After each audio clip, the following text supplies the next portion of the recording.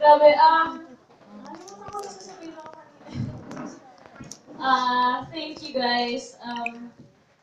Gusto ko lang malaman na lahat kayo importante sa akin.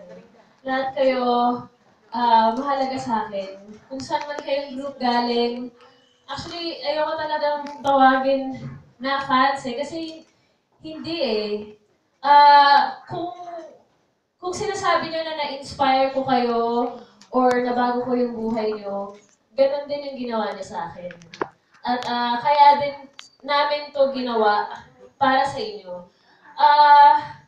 Nakakatuwa na makita na lahat kayo masaya, lahat kayo nag-bonding, tapos nami-meet nyo yung mga iba't ibang tao, at hopefully maging kaibigan nyo rin sila ng matagal. Lahat ng to, um, hindi ko alam kung bakit nangyayari at bakit ako yung sinasabi yung nagbago ng buhay nyo. Parang sino ba ako? God's will! Normal lang din akong tao, guys. Katulad nyo lang din ako. Pero, gusto ko lang, syempre, ibigay lahat kay Lord. Kasi, kung meron man dapat i-celebrate siya yun. Diba? Siya yung dapat pasalamatan natin sa lahat. 2015 was a very, very good year for me and for everyone. Talagang, ito yung masasabi kong highlight year para sa akin. Kasi, katulad nyo, dumaan din ako sa mga struggles, dumaan din ako sa depression, dumaan din ako sa sobrang down na down ako at hindi ko alam kung anong gagawin ko. Siyempre, nandiyan yung pamilya ko, di ba? Pero, minsan, bulag tayo doon sa pagmamahal nila eh. Bulag tayo sa pagmamahal ng mga kaibigan natin at bulag tayo doon sa pagmamahal na meron tayo. Hindi natin na-appreciate yun dahil nakafocus tayo sa sarili natin na malungkot lang tayo at kailangan may mangyari para sumaya tayo. O kung hindi man natin nakukuha yung mga gusto natin, nalulungkot tayo. So, huwag tayo panghinaan ng loob.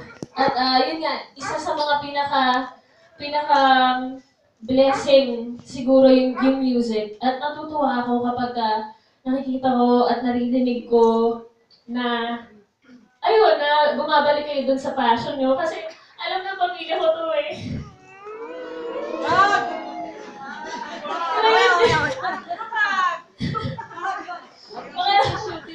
Talagang nandun ako sa point na ilang beses din ako na-reject.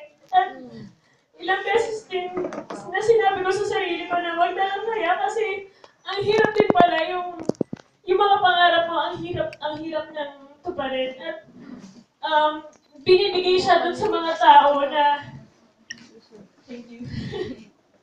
Binibigay siya dun sa mga tao na matibay yung faith. At yun talaga yung isang weapon ko kung kaya siguro merong synthesis kung bakit kung bakit nandito tayo kasi it's all because of faith. And ang prayer ko sa inyo lahat, huwag kayong mawawala ng faith. Believe in yourself, believe in the love that you have. Even if sometimes you don't feel it, believe that you have it in you, and there is love, real love for you. Okay, guys. So, ayun, sana sa gabing to na-unite tayong lahat. Sana masundan pa to at sana dumami pa tayo. Maraming salamat sa lahat ng nagpunta.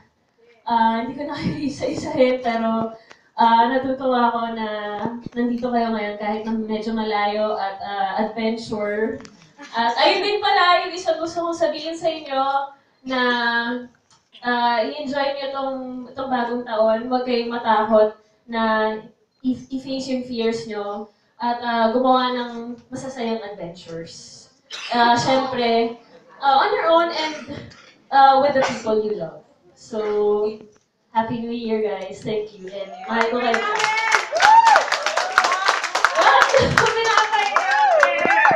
Love you, Cha!